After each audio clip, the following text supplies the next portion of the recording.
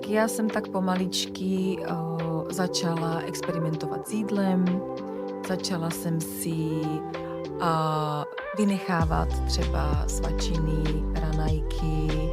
a nebo nepůjdem na oběd třeba a snažila jsem se nahrázet jako kdyby kvazi, jak my tomu říkáme, nezdravé potraviny za zdravé potraviny. Začala jsem veľa ešte viac cvičiť a začala jsem se hodně vážit, hodně se prohlížet v zrkadle a vlastně postupem času se to kdyby stalo jak taký můj zvyk a hlavně, keď jsem začala chudnout, tak samozřejmě, že jsem se aj cítila tak hezčí, povedali mi aj, že jako pěkně vyzerám,